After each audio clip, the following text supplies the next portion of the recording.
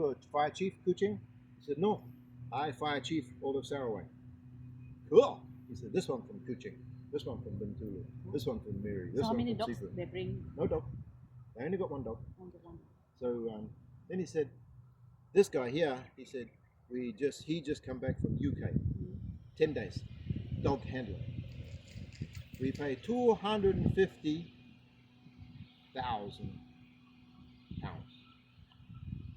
From UK. Yeah, for our Malinois. That's how much we pay. Dia ke beli sedap kat kucing banyak tu ya. Fully trained, 3 years. Fully trained. So he's 3.5 years old. And he asked this guy, he said, how come our dog not like this? How come our dog in cage all day, buck, buck, buck, buck, buck, buck, growly growl, jump, jump, jump. But he said, look at this. Yeah. And the guy said, they haven't taught me this, And the guy says, we spent £10,000 on you. £1,000 a day to learn how to control our new dog.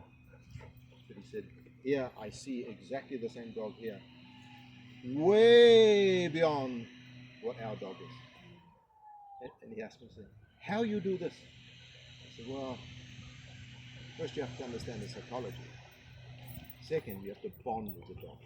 So if this guy is your dog handler, he needs to marry this dog, go to bed with this dog, sleep with this dog, shower with this dog, wash this dog. They need to bond as one piece of equipment. Otherwise, this dog is not going to see you as the alpha. Because your dog is your companion and you're the alpha. You don't put it in a cage, let live with me. Don't come to bed and then come in the house. But you bond with the dog. Where I go, the dog goes. I mow the lawn, the dog is here. I use the weed whacker, the dog is here. Yeah. I hose everything down, the dog is here. I go to the wet kitchen and cook things, the dog is here. Unless I put it up somewhere. Up, down, stay. Then I go to sleep. Just while I do it. As soon as I move somewhere, they call them, Velcro. You peer off, this one, Velcro. Yeah. They call, if you're a true alpha leader, your dog is Velcro. Where you go, it is stuck to you. Constantly. I stop, it stops and sits. It's probably up here with my wife. She want to play. No, she always wants to play. Animals and dogs always want to play. You have to harvest the playtime into discipline, rules, and jumping and sitting. Everything's to a dog. Everything's play.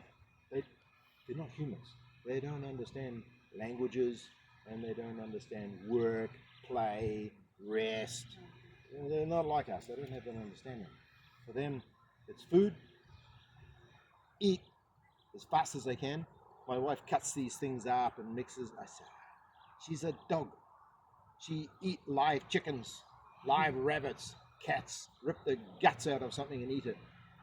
Why do you want to cut this? So smaller portions so she enjoy it. She's a dog. Up, it's gone. It's only get in the guts. They don't care what it tastes like. They can't even taste things. So from a wolf. You think a wolf like to have cut chickens? No. It's a bloody wolf. I mean, it's a Why beast. you wasting your time? Yeah. So it's a beast. It's a wolf. But once you understand the concept, do we feed it cooked food and stuff? Yeah. Do I give it raw meat? No. I don't subscribe to the raw meat theory. But I come from a farm in New Zealand, and we have 20 dogs, sheep dogs.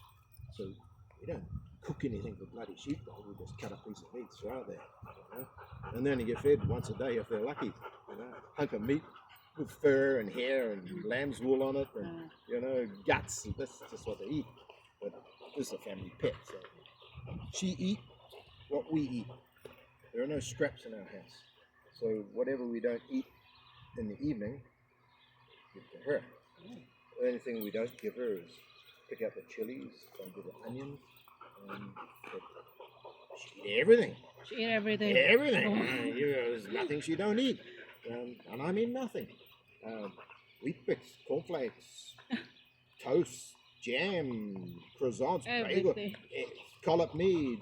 This morning gonna have breakfast, miswa, laksa, whatever.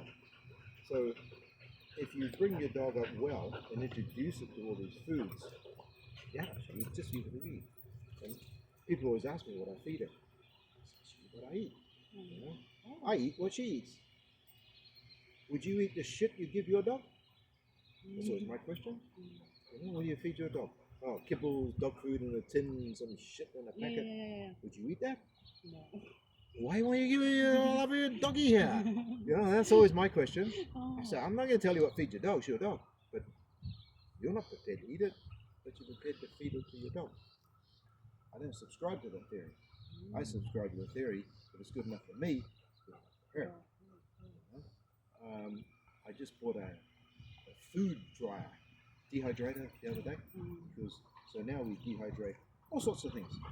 And you can buy some cheap beef, cheap meat, cheap chicken, put in the dehydrator. So that's her treats.